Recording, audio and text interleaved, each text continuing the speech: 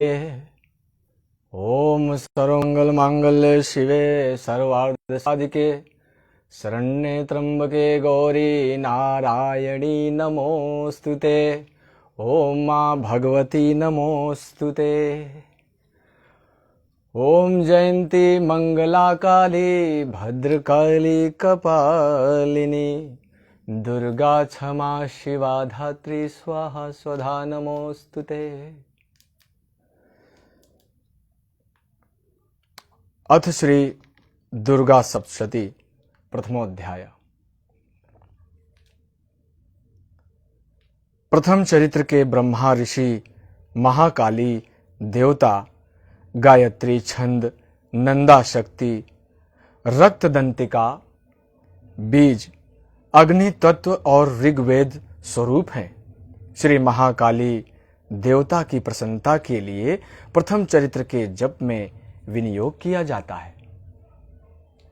भगवान विष्णु के सो जाने पर मधुकैटभ नाम के दो दैत्य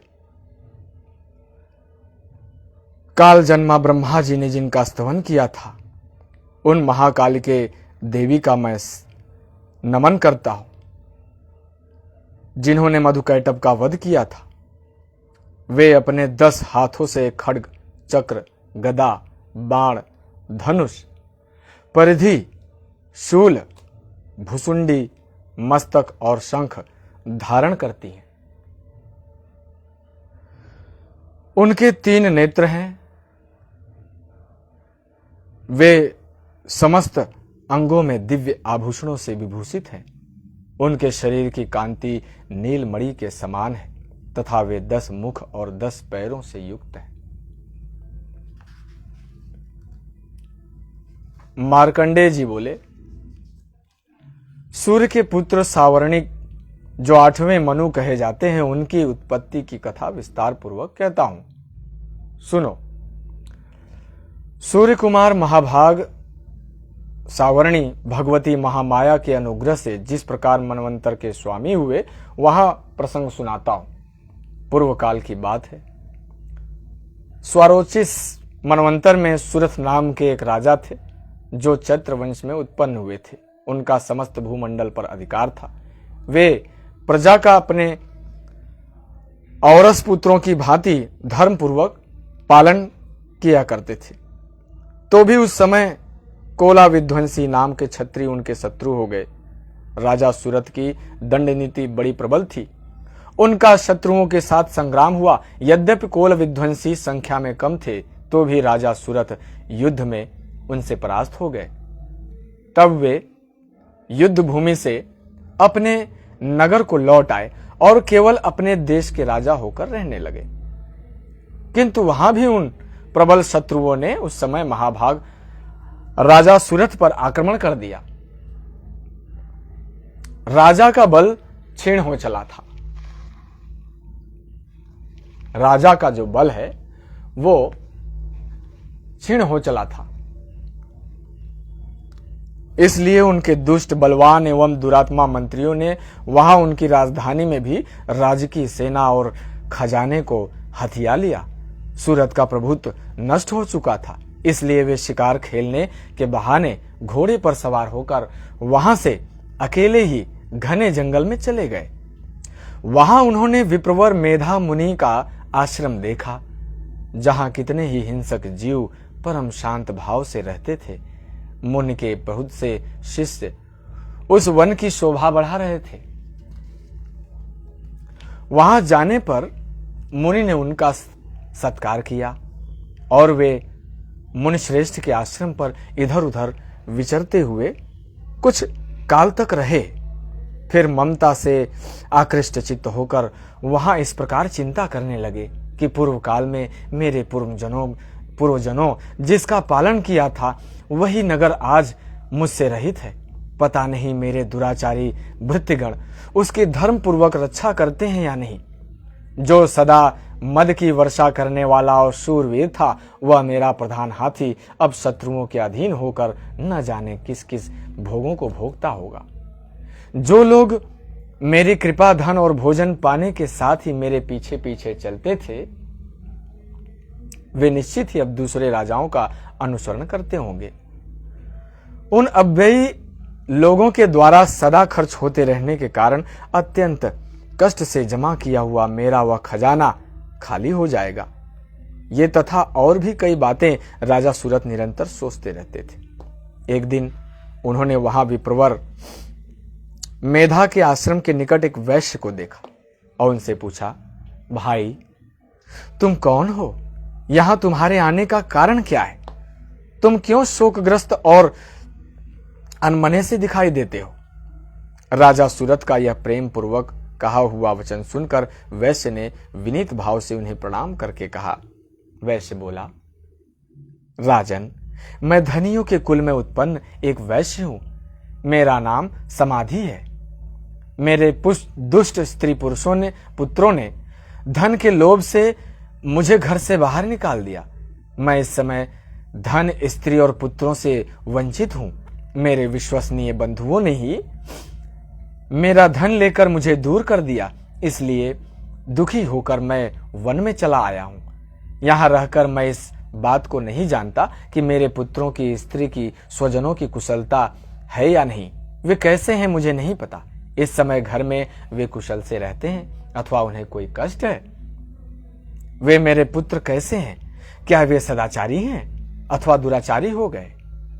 राजन ने पूछा, जिन लोभी स्त्री पुत्र आदि ने धन के कारण तुम्हें घर से निकाल दिया, उनके प्रति तुम्हारे चित्त में इतना स्नेह का बंधन क्यों है? वैश्य बोला, आज मेरे विषय में जैसी बातें कहते हैं वह सब ठीक है, किंतु क्या करूं, मेरा मन निष्ठुरता नहीं धारण करता। जिन्होंने धन के लोभ में पड़कर पिता के प्रति स्नेह, पति के प्रति प्रेम तथा आत्मीय जन के प्रति अनुराग को तिलांजलि दे दी, मुझे घर से निकाल दिया है, उन्हीं के प्रति मेरे हृदय में इतना स्नेह है। महामते, गुणहीन बंधुओं के प्रति भी जो मेरा चित्त इस प्रकार प्रेम मग्न हो रहा है, यह क्या है? इस बात को मैं जानकर भी नहीं जान पा रहा हूं। जिनके लिए मैं लंबी सांसें ले रहा हूं और मेरा हृदय अत्यंत दुखी हो रहा है, उन लोगों में प्रेम का सर्वथा अभाव है, तो भी उनके प्रति जो मेरा मन निष्ठुर नहीं हो पाता, इसके लिए क्या करूं? मार्कंडेय उवाच। मार्कंडेय जी कहते हैं, ब्राह्मण, तदनंतर राजाओं में श्रेष्ठ सुरथ और वह समाधि नामक वैश्य दोनों साथ साथ मेधा मुनि की सेवा में उपस्थित हुए और उनके साथ यथा योग्य न्यायानुकूलन विनय पूर्वक बर्ताव करके बैठे। तत्पश्चात वैश्य और राजन ने कुछ वार्तालाप आरंभ किया। राजा ने कहा, भगवान, मैं आपसे एक बात पूछना चाहता हूं, उसे बताइए। मेरा चित्त आपने अधीन न होने के कारण वह बात मेरे मन को दुखी कर देती है। जो राज्य मेरे हाथ से चला गया है उसमें और उसके संपूर्ण अंगों में मेरी ममता बनी हुई है। मां, मुनिश्रेष्ठ, यह जानते हुए भी कि वह अब मेरा नहीं है, अज्ञानी की भांति मुझे उसके लिए दुख होता है। यह क्या है? इधर इस वैश्य भी घर से इसे अपमानित होकर आया है, इसे निकाल दिया गया है, इसके पुत्र स्त्री भृत्यों ने इसे छोड़ दिया है, स्वजनों ने भी इसका परित्याग कर दिया है, तो भी यह उनके प्रति अत्यंत हार्दिक स्नेह रखता है। इस प्रकार यह तथा मैं दोनों ही बहुत दुखी हैं। जिसमें प्रत्यक्ष दोष देखा गया है उस विषय के लिए भी हमारे मन में ममता जनित आकर्षण पैदा हो रहा है। महाभाग, हम दोनों समझदार हैं, तो भी हम में जो मोह पैदा हुआ है यह क्या है? विवेक शून्य पुरुष की भांति मुझ में और इसमें भी यह मूढ़ता प्रत्यक्ष दिखाई देती है। ऋषि बोले, हे महाभाग, विषय मार्ग का ज्ञान सब जीवों को है, इसी प्रकार विषय भी सबके लिए अलग अलग है। कुछ प्राणी दिन में नहीं देखते, दूसरे रात में नहीं देखते, तथा कुछ जीव ऐसे हैं जो दिन और रात्रि में बराबर देखते हैं। यह ठीक है कि मनुष्य समझदार होते हैं, किंतु केवल वे ही नहीं होते, पशु, पक्षी और मृग आदि सभी प्राणी समझदार होते हैं। मनुष्यों की समझ भी वैसी ही होती है जैसी उन मृग पक्षियों की होती है, तथा जैसी मनुष्यों की होती है वैसी ही उन मृग पक्षी आदि की होती है। यह तथा अन्य बातें भी प्रायः दोनों में समान हैं। समझ होने पर भी इन पक्षियों को तो देखो, वे स्वयं भूख से पीड़ित होते हुए भी मोहवश बच्चों की चोंच में कितने चाव से अन्न के दाने डाल रहे हैं। नरश्रेष्ठ, क्या तुम नहीं देखते कि ये मनुष्य समझदार होते हुए भी लोभवश अपने किए हुए उपकार का बदला पाने के लिए पुत्रों की अभिलाषा करते हैं। यद्यपि उनमें सब में समझ की कमी नहीं है, तथापि वे संसार की स्थिति बनाए रखने वाले भगवती महामाया के प्रभाव द्वारा ममतामय भंवर से युक्त मोह के गहरे गर्त में गिराए गए हैं। इसलिए इसमें आश्चर्य नहीं करना चाहिए। जगदीश्वर भगवान विष्णु की योग निद्रा रूपी भगवती महामाया है, उन्हीं से यह जगत मोहित हो रहा है। वे भगवती महादेवी ज्ञानियों के भी चित्त को बलपूर्वक खींचकर मोह में डाल देती हैं। वे ही इस संपूर्ण चराचर जगत की सृष्टि करती हैं तथा वे ही प्रसन्न होने पर मनुष्य को मुक्ति के लिए वरदान देती हैं। वे ही पराविद्या, संसार बंधन और मोक्ष की हेतुभूता सनातनी देवी तथा संपूर्ण ईश्वरों की अधिश्वरी हैं। राजा ने पूछा, भगवान, जिन्हें आप महामाया कहते हैं, वे देवी कौन है? ब्राह्मण, उनका आविर्भाव कैसे हुआ तथा उनके चरित्र कौन कौन हैं? ब्रह्मवेत्ताओं में श्रेष्ठ महर्षि उन देवी का जैसा प्रभाव हो, जैसा स्वरूप हो, जिस प्रकार प्रादुर्भाव हुआ हो, वह सब मैं आपके मुख से सुनना चाहता हूं। ऋषि बोले, राजन, वास्तव में तो देवी नित्य स्वरूपा ही है। संपूर्ण जगत उन्हीं का रूप है तथा उन्होंने समस्त विश्व को व्याप्त कर रखा है। तथापि उनका प्राकट्य अनेक प्रकार से होता है। वह मुझसे सुनो, यद्यपि वे नित्य और अजन्मा है, तथापि सब देवताओं का कार्य सिद्ध करने के लिए प्रकट होती हैं। उस समय लोक में उत्पन्न हुई कहलाती हैं। कल्प के अंत में जब संपूर्ण जगत एक कारणों में निमग्न हो रहा था और सबके प्रभु भगवान विष्णु शेषनाग की सैया बिछाकर योग निद्रा का आश्रय ले रहे थे, तब उस समय उनके कानों के मैल से दो भयंकर असुर उत्पन्न हुए, जो मधु और कैटभ नाम से विख्यात थे। वे दोनों ब्रह्मा जी का वध करने को तैयार हो गए। भगवान विष्णु के नाभि कमल में विराजमान प्रजापति ब्रह्मा जी जब उन दोनों भयानक असुरों को अपने पास आया देखा, भगवान को सोया हुआ देखा, तब एकाग्रचित्त होकर उन्होंने भगवान विष्णु को जगाने के लिए उनके नेत्रों में निवास करने वाली योग निद्रा का स्तवन आरंभ किया, जो इस विश्व की अधीश्वरी, जगत को धारण करने वाली, संसार का पालन और संहार करने वाली तेज स्वरूपा भगवान विष्णु की अनुपम शक्ति है। उन्हीं भगवती निद्रा देवी की भगवान ब्रह्मा स्तुति करने लगे। अब कैसे करने लगे, आगे सुनिए। ब्रह्मा जी ने कहा, देवी, तुम ही स्वाहा, तुम ही स्वधा और तुम ही वष्टकार हो। स्वर भी तुम्हारे ही स्वरूप हैं। तुम ही जीवदायिनी सुधा हो।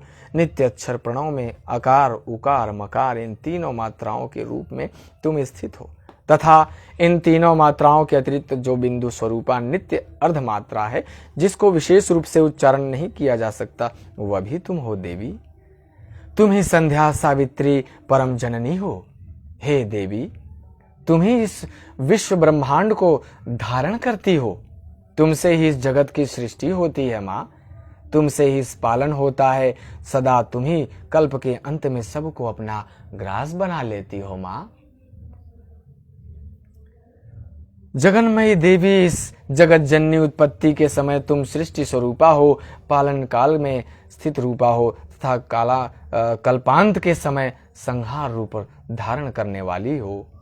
तुम्ही महाविद्या, महामाया, महावेधा, महास्मृता, महामोह रूपा महादेवी, महासुरी हो। तुम्ही तीनों गुणों को उत्पन्न करने वाली सबकी प्रकृति हो। भयंकर काल रात्रि, महारात्रि, मोहरात्रि भी तुम हो। तुम्ही श्री, तुम्ही ईश्वरी, तुम्ही ह्रीम, तुम्ही बुद्ध स्वरूपा बुद्धि हो। लज्जा, पुष्टि, तुष्टि, शांति, क्षमा, सब तुम ही हो मां। तुम खड्ग धारणी, शूल धारणी, घोर रूपा तथा गदा, चक्र, शंख और धनुष धारण करने वाली हो। बाण, भुसुंडी और परिधि, ये भी तुम्हारे अस्त्र हैं। तुम सौम्य और सौम्यतर हो। इतना ही नहीं, जितने भी सौम्य और सुंदर पदार्थ हैं उन सब की अपेक्षा तुम अत्यधिक सुंदरी हो। पर और अपर सबसे परे रहने वाली परमेश्वरी हो मां तुम। सर्वदा रूपे सर्वरूपे देवी। कहीं भी सत असत रूप को कुछ वस्तुएं हैं और उन सब की जो शक्ति है तुम ही हो। ऐसी अवस्था में तुम्हारी स्थिति क्या हो सकती है मां? जो इस जगत की सृष्टि पालन और संहार करती है, उन भगवान विष्णु को भी जब तुमने निद्रा के अधीन कर दिया, तब तुम्हारी स्तुति करने यहां कौन समर्थ हो सकता है मां? मुझको, भगवान शंकर को तथा भगवान विष्णु को भी तुमने ही शरीर धारण कराया है, अतः तुम्हारी स्तुति करने की शक्ति किसमें है मां? हे देवी, तुम तो अपने इस उदार प्रभावों से ही प्रशंसित हो। ये जो दोनों असुर मधु कैटभ हैं, इनको मोह में डाल दो और जगदीश्वर भगवान विष्णु को शीघ्र ही जगा दो मां। साथ ही इनके भीतर इन दोनों महाअसुरों को मार डालने की बुद्धि उत्पन्न कर दो। ऋषि कहते हैं, राजन, तब ब्रह्मा जी ने वहां मधु और कैटभ को मारने के उद्देश्य से भगवान विष्णु को जगाने के लिए तमोगुण की अधिष्ठात्री देवी योग निद्रा की इस प्रकार स्तुति की। तब वे भगवान विष्णु के नेत्र, मुख, नासिका, बाहु, हृदय, वक्ष स्थल से निकलकर अव्यक्त जन्मा ब्रह्मा जी की दृष्टि के समक्ष खड़ी हो गई। योग निद्रा के मुक्त होने पर जगत के स्वामी जगदीश्वर भगवान जनार्दन विष्णु एकारणों के जल में शेषनाग की सैया से जाग उठे। फिर उन्होंने दोनों असुरों को देखा। वे दुरात्म मधु कैटभ अत्यंत बलवान तथा पराक्रमी थे और क्रोध से लाल आंखें किए ब्रह्मा जी को खा जाने के लिए उद्योग कर रहे थे। तब भगवान श्री हरि ने उठकर उन दोनों के साथ 5000 वर्षों तक केवल बाहु युद्ध किया। 5000 वर्षों तक वे भी अत्यंत बल के कारण उन्मत्त हो रहे थे। इधर महामाया ने भी उन्हें मोह में डाल रखा था। इसलिए भगवान विष्णु कहने लगे, हम तुम्हारी वीरता, इसलिए वे भगवान विष्णु से कहने लगे, क्या कहने लगे कि हम तुम्हारी वीरता से संतुष्ट हैं, तुम हम लोगों से कोई वर मांगो। श्री भगवान बोले, यदि तुम दोनों मुझ पर प्रसन्न हो तो अब मेरे हाथ से मारे जाओ। बस इतना ही मैंने वर मांगा है, यहां दूसरे किसी वर की क्या कामना। ऋषि कहते हैं, इस प्रकार धोखे में आ जाने पर तब उन्होंने संपूर्ण जगत में जल ही जल देखा और तब कमल नयन भगवान से कहा, जहां पृथ्वी जल में डूबी हुई न हो, वहां सूखा स्थान हो, वहां हमारा वध करो। ऋषि कहते हैं, तब तथास्तु कहकर शंख चक्र गदा धारण करने वाले भगवान श्री कृष्ण ने उन दोनों के मस्तक पर अपनी जांग पर रखकर इन दोनों के मस्तक को चक्र से काट दिया। इस प्रकार हे देवी, महामाया ब्रह्मा जी की स्तुति करने पर स्वयं प्रकट हुई थी। अब पुनः तुमसे उनके प्रभाव का वर्णन करता हूं, सुनो। और इस प्रकार मार्कंडेय पुराण में सार्वणिक मनवंतर की कथा के अंतर्गत देवी महात्म्य मधु कैटभ वध नामक पहला अध्याय पूर्ण हुआ। ओम सर्वमंगल मांगल्ये शिवे सर्वार्थ साधिके शरण्ये त्र्यंबके गौरी नारायणी नमोस्तुते।